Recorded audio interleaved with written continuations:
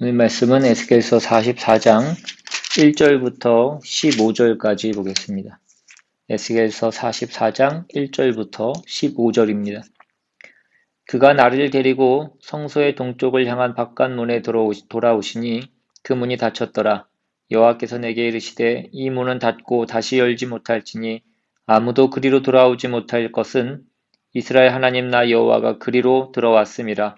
그러므로 닫아둘지니라.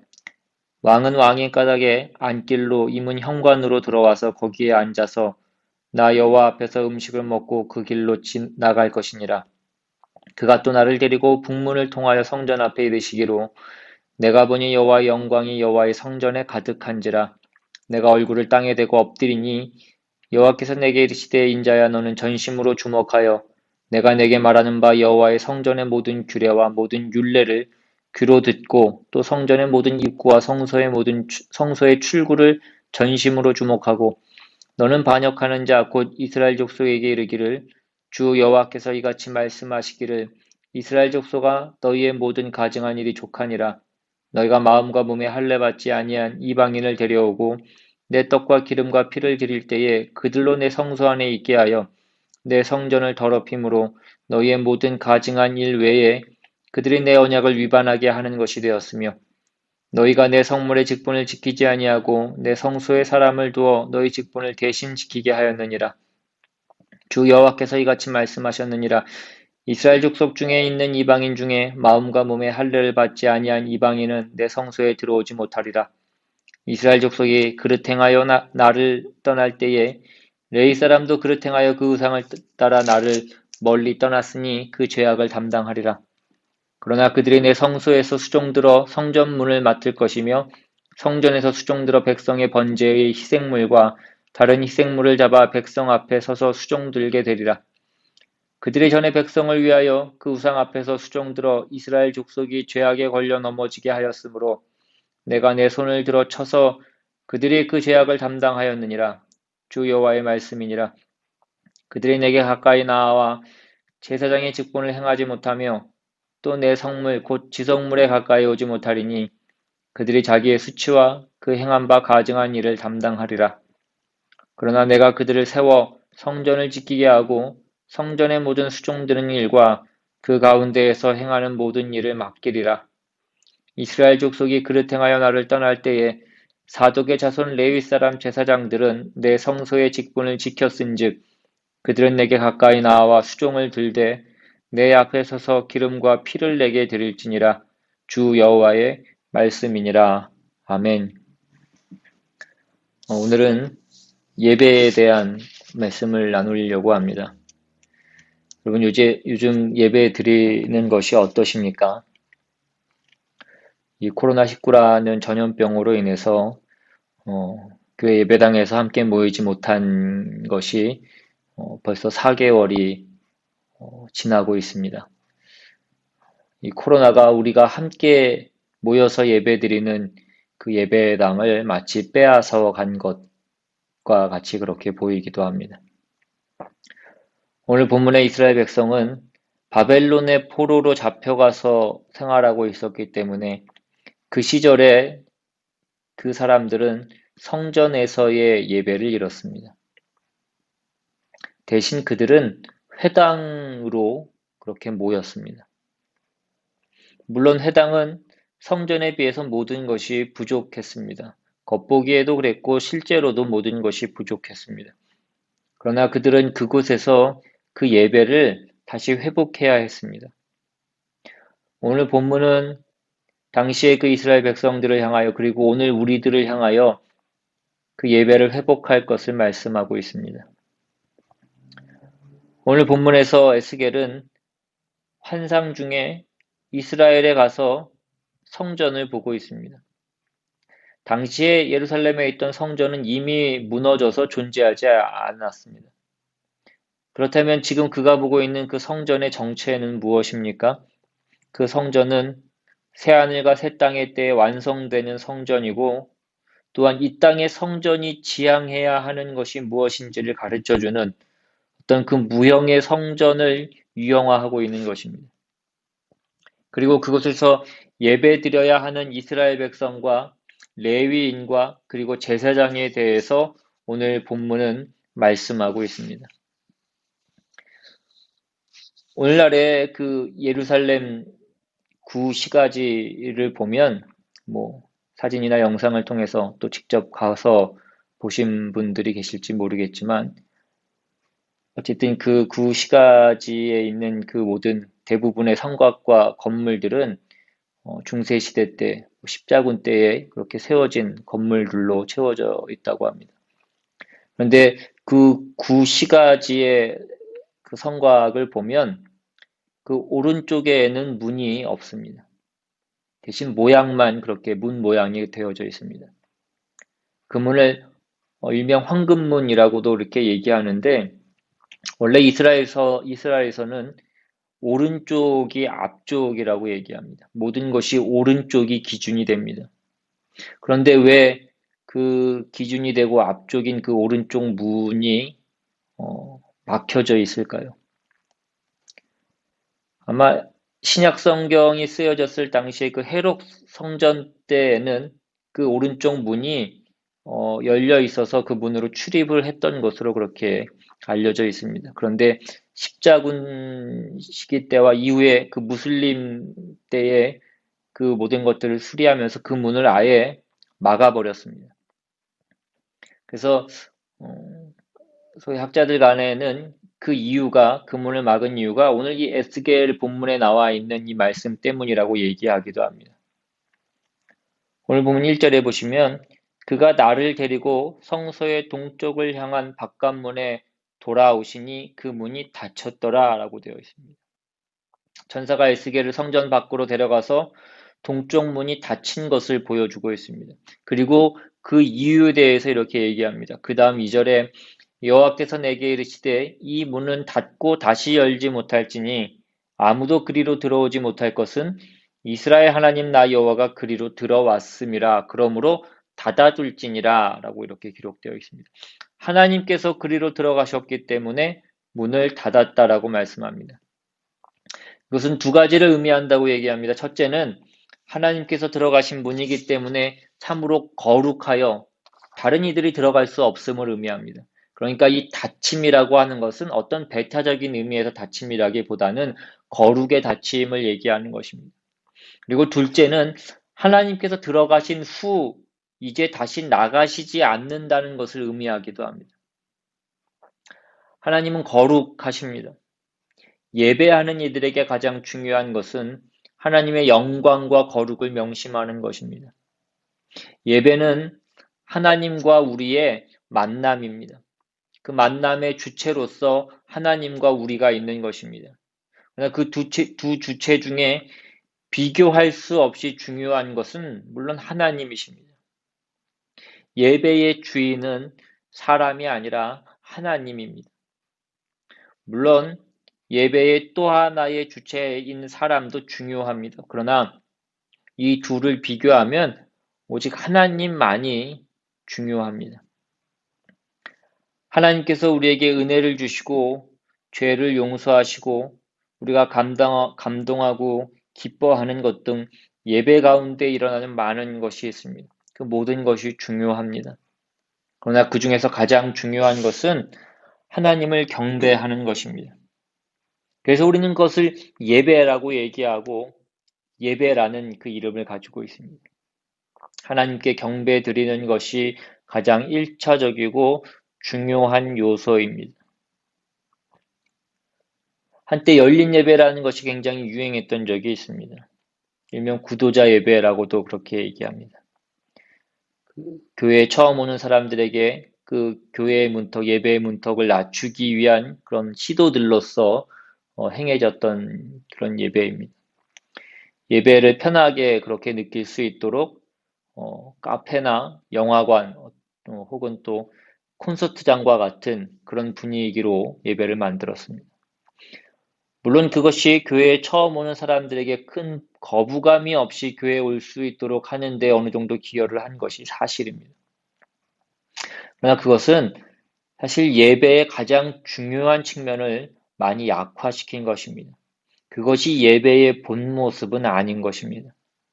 예배의 주인공은 세신자가 아니라 오직 하나님이시기 때문입니다. 하나님이 주인이 아닌 것은 예배가 아닙니다. 그러므로 열린 예배나 구도자 예배와 같은 것은 전도 집회는 될 수 있지만 일반 성도들이 계속해서 드려야 하는 진정한 예배는 아닌 것입니다. 오늘 본문에 하나님께서 이스라엘 백성을 책망하시는 내용이 나옵니다. 7절에 너희가 마음과 몸에 할례 받지 아니한 이방인을 데려오고 내 떡과 기름과 피를 드릴 때에 그들로 내 성소 안에 있게 하여 내 성전을 더럽힘으로 너희의 모든 가증한 일 외에 그들이 내 언약을 위반하게 하는 것이 되었으며, 성전에 이방인들을 드린 것에 대한 이야기입니다. 이것이 구체적으로 어떤 사건에 대해서 말씀하는 것인지는 정확히 알지 못합니다. 나중에 보면 느헤미야 때에 암몬 사람 도비아가 그 성전에 있던 방을 상업적인 용도로 사용하는 것이 나오는데, 아마 그러한 것과 비슷한 어떤 사건에 대한 그 죄를 얘기하는 것 같습니다. 이방인이 성전에 들어왔던 여러 이유가 있을 수 있습니다. 그러나 그것은 성전에 계시는 하나님을 잊어버린 행동입니다. 하나님을 경외하는 마음이 없기에 나온 행동으로 책망을 받는 것입니다. 성전을 더럽히는 일은 시대마다 조금은 그 모양은 다를 수 있습니다. 오늘날 이 교회 시대의 성전을 더럽히는 일이라고 한다면 교회가 교회답지 않은 모습일 것입니다. 하나님의 영광이 어떤 제일 목적이 되지 못하고, 그래서 말씀이 바르게 선포되지 못하고, 또 그래서 말씀대로 말씀에 따라 사람들이 살지 않는 어떤 그런 모습일 것입니다. 그 모든 것이 하나님을 경외하지 않고 하나님을 두려워하지 않기 때문입니다.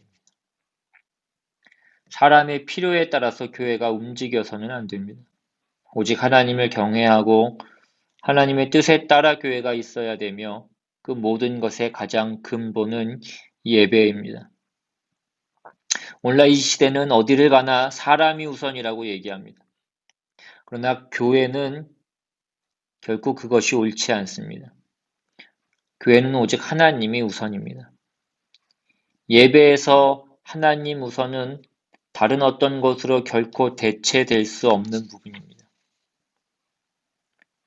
오늘 본문에서 레위 족속을 책망하시는 내용이 나옵니다.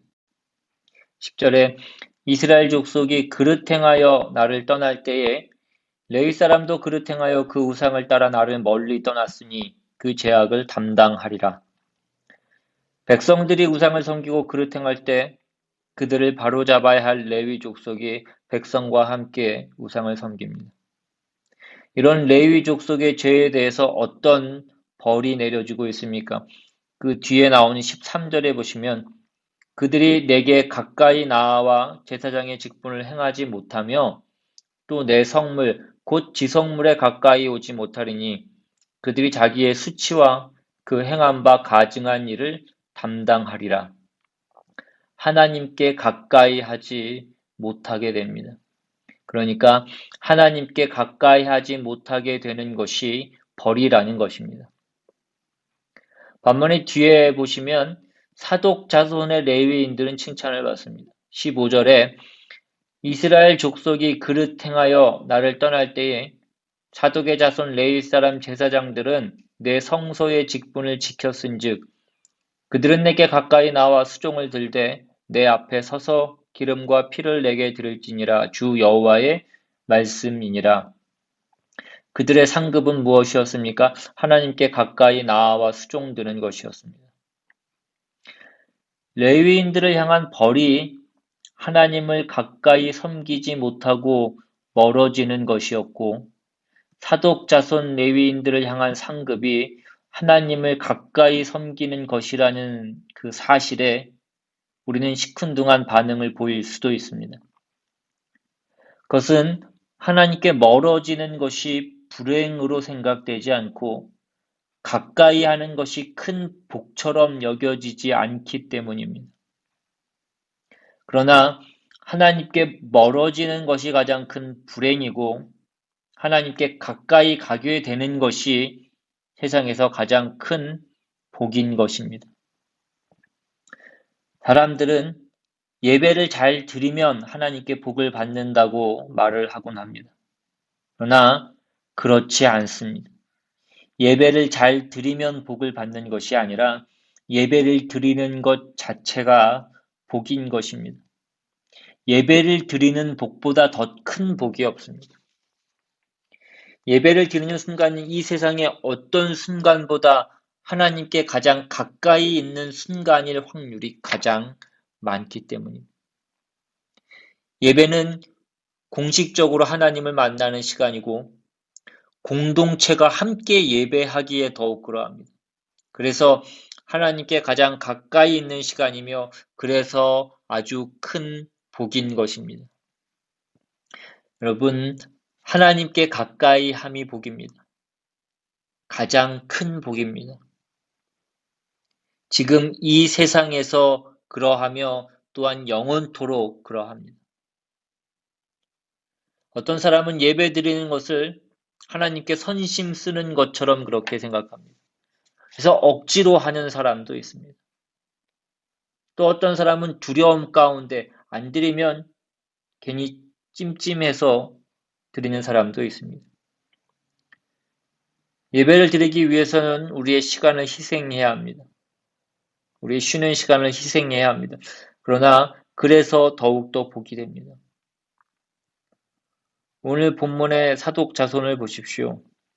오늘 본문 이후 그 16절부터 마지막 31절까지의 내용은 사독 자손들이 해야 되고 또 하지 말아야 되는 그런 내용들입니다. 그들이 입어야 하는 옷과 해야 하는 일과 더 엄격한 규정 등 그 많은 제한들이 있었습니다. 그러나 그것은 그들의 불행이 아니라 복이었습니다. 하나님께 가까이 가며 겪는 많은 제한과 희생은 더욱더 큰 복이 된다라는 것입니다. 제사장이기에 더 그렇게 합니다. 오늘날은 만인 제사장이라고 얘기합니다. 그것은 무엇보다 하나님께 가까이 함에 있어 그러합니다. 누구를 통해 하나님께 가까이 가는 것이 아니라 모든 사람이 하나님께 가까이 가야 합니다. 우리가 삶의 예배로 드리기 위해 제한이 있는 것을 불편해하지 말고 예배를 위해서 희생하고 수고하는 것을 불평하지 말고 기쁨으로 예배해야 합니다. 좋은 일이고 행복한 일이기에 감사와 기쁨으로 나가야 됩니다. 여러분, 예배 드리는 것이 우리의 가장 큰 복입니다. 그러므로 어느 상황, 어느 처지에서도 우리는 예배해야 합니다. 오늘 본문에서 우리는 예배를 회복해야 되며 그 예배는 무엇보다 하나님을 경외하는, 하나님을 우선하는 예배가 회복되어야 함을 보았습니다. 예배는 우리를 위한 것이기도 하지만 그것은 지극히 작은 것이고 가장 큰 것은 높고 높으신 사랑이 많으신 하나님을 경배하며 찬양하는 것입니다. 그리고 예배는 무엇보다 하나님께 가까이 가는 현장입니다. 참으로 귀한 영원한 복은 하나님께 가까이 하는 것입니다. 그렇다면 예배는 우리에게 참으로 큰 복이 될 것입니다. 우리가 삶의 모든 것을 통해 하나님께 가까이 하는 사람이 되어야 하겠지만 예배는 그 모든 것의 으뜸이기에 예배를 통해 우리는 하나님께 가까이 가야 합니다. 요즘 같은 때 예배가 점점 희미해지고 예배를 드리는 우리의 모습이 점점 약해지는 오늘날과 같은 이때에 더욱 정신을 바짝 차리고 우리는 예배해야 할 것입니다.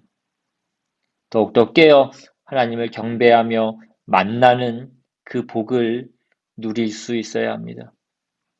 오늘 말씀을 통해서 그렇게 하나님께 더욱더 가까이 가는 그 예배가 회복되어 충만한 복으로 가득한 우리 모두의 인생이 되기를 주님의 이름으로 축원합니다.